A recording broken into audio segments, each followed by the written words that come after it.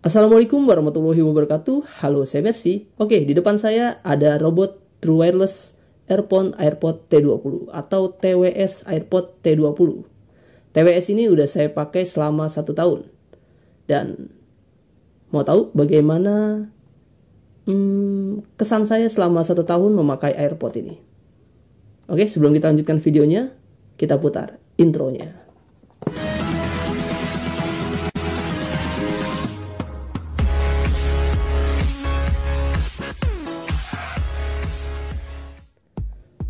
Oke, sebelum kita lihat unitnya, kita seperti biasa nih, kita lihat dulu boxnya ya. Boxnya ini berwarna hijau dan bertuliskan di sini robot TWS Airbuds T20. Serta di bawahnya tertulis Bluetooth 5.0, like easy, deep bass, dan drive dynamicnya 7 mm. Dan di bagian sampingnya sendiri dia hanya tertulis TWS dan Airbuds. Dan untuk spesifikasinya sendiri, dia ada di bagian belakang nih. Di sini terdapat model produk Airbuds T20 Bluetooth 5.0 dan drivernya 7,0 mm. Serta kekuatan Bluetooth range-nya ini hingga 10 meter, yaitu 10 meter kalau ruang terbuka. Selama yang saya pakai ini sih di kamar 1 ke kamar 2 itu masih bisa lah. Cuma kalau udah sampai teras rumah itu udah hilang suaranya atau putus-putus. Dan di sini ada charger box inputnya. Jadi si boxnya itu dia bisa untuk ngecas juga 0,5 ampere. Ini diimport oleh PT Wood Global Technology. Oke, nggak usah berlama-lama nih, langsung aja kita buka isi dalamnya.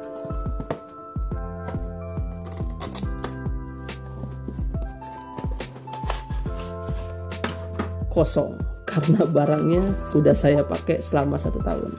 Dan ini unitnya. Di dalam unitnya sendiri dia terdapat satu, ini adalah casing untuk menyimpan, sekaligus dia otomatis untuk ngecharge ya.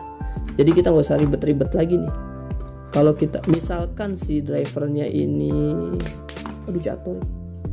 Misalkan drivernya ini lowbat, ya udah langsung aja kita masukin ke sini, dia otomatis ngecas. Jadi kalau mau ngecas masukin sini. Cuma kalau casingnya udah lowbat, langsung aja charger di sini. Di sini juga sudah tersedia charger dengan port Type C. Oke. Selain unitnya sendiri, dia terdapat earbuds. Jadi kita dapat 3 nih, dengan disesuaikan lubang telinga kita. Di sini 2 pasang yang sudah terpakai. Oke. Sekarang kita singkirin dulu nih boxnya, biar nggak ribet.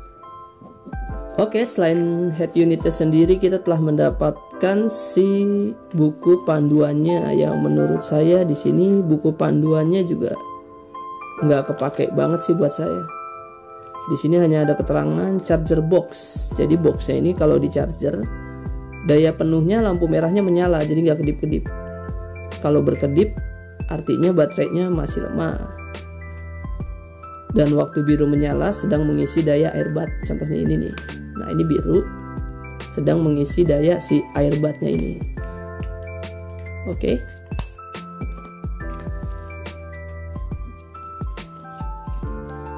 Keterangan selanjutnya adalah di bagian earbudnya. Kalau lampu merah menyala, dia sedang mengisi daya. Dan daya penuh, lampunya mati sendiri. Dia otomatis mati sendiri. Oke, di sini ada keterangannya yang kita dapatkan tadi. Isi kemasannya earbud, portable deck charger casingnya. Nah, ini tadi yang saya bilang nih. DSML disesuaikan dengan ukuran lubang telinga kita. Serta mendapatkan kabel Type C yang tentunya tidak mendapatkan deck atau adapternya. Oke.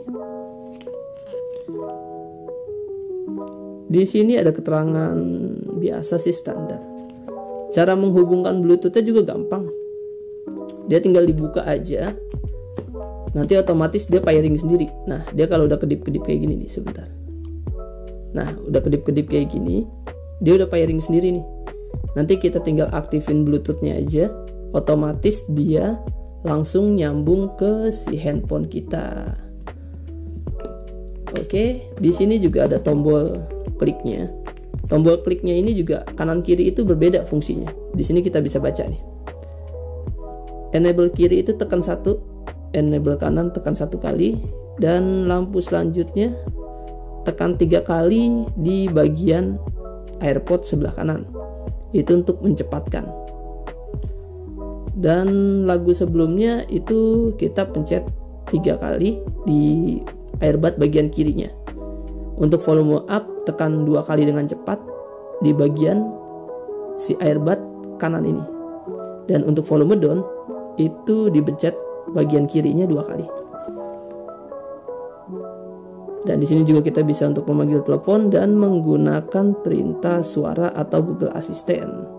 Sebenarnya AirPod Bluetooth ini walaupun murah, selama 1 tahun saya pakai sih nggak ada masalah yang terlalu atau yang nggak bisa ditoleransi. Ya menurut saya sih oke-oke aja, karena harganya sudah murah, jadi nggak ada yang bisa saya komplain juga sih. Dari pemakaiannya sendiri dia udah lumayan lama.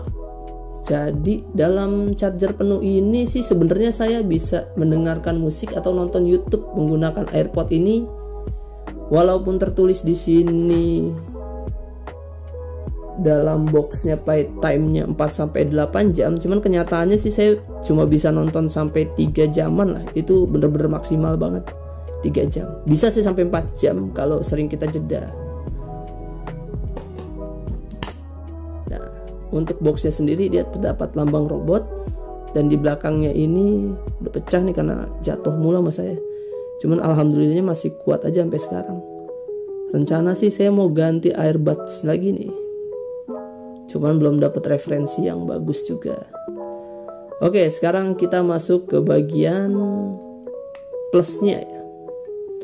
Plusnya itu AirBudsnya ini harganya murah, suaranya sendiri cenderung untuk lagu-lagu yang ngebass itu enak banget didengerin. Dan daya tahan baterainya itu menurut saya 3,5 jam sampai 4 jam itu udah oke banget lah. Selain itu AirPod ini juga jika terkena percikan air dia masih bisa tahan. Dan positif terakhir yang saya bisa ambil selama 1 tahun ini, ya kesimpelannya ini simple. Kalau TWS-nya lowbat, masukin casing, ngecas, selesai. Yang penting si casingnya ini juga sudah tercas penuh, jadi bisa selama seharian lah kita bawa kemana-mana, ini masih bisa tetap aman. Oke, sekarang kita masuk ke bagian minusnya.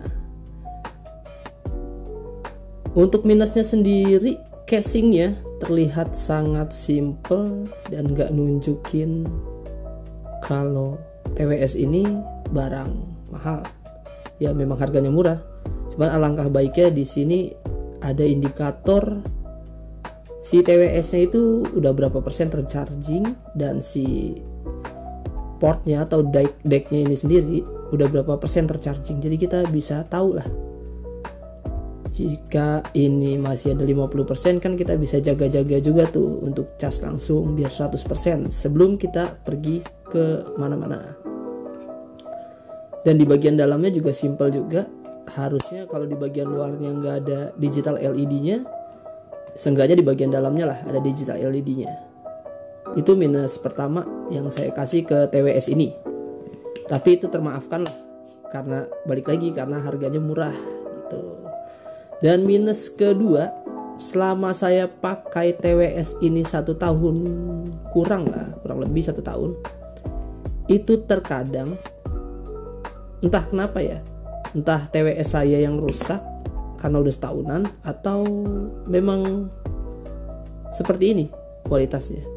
Jadi terkadang itu si TWS sebelah kiri mati sendiri, atau sebelah kanan dia mati sendiri. Kadang juga dia suka bergantian nih, nyala hidup. Cuman itu gak sering, cuma sesekali aja. Itulah kendala yang sering saya alamin. Mungkin sehari misalnya saya pakai ini ya 1-2 kali lah hal itu terjadi. Tapi sejauh ini oke sih. Minusnya paling itu aja. si drivernya ini kalau buat dengerin yang tadi saya bilang ya, suka bergantian atau mati sebelah, entah itu yang kiri entah yang kanan. Dan si charging boxnya yang belum ada LED-nya, jadi kita nggak mengetahui si drivernya ini udah berapa persen atau si deck chargernya ini udah berapa persen terisi untuk jaga-jaga. Dan minus yang lainnya yaitu kliknya ini masih agak berisik. Nah, kedengeran nggak? Jadi dia kelihatan banget murahannya gitu. Seharusnya touchscreen kan. Kalau yang sekarang itu dia touchscreen juga udah keganti sendiri gitu. Paling itu aja sih minusnya. Sama untuk lagu-lagu yang cenderung treble atau yang jazz kayak gitu, ini sih detailnya masih kurang. Cuma kalau untuk lagu yang bass itu udah bagus banget. Paling itu aja minusnya. Kalau saya disuruh kasih nilai TWS ini 1-10 selama pemakaian 1 tahun, TWS ini saya kasih nilai mungkin 7-7,5. Oke, paling sekian informasi yang bisa saya sampaikan. Jika ada yang ingin ditanyakan atau ingin rekomendasi TWS untuk saya beli dan review berikutnya, bisa tinggalkan di kolom komentar. Wassalamualaikum warahmatullahi wabarakatuh. Happy watching.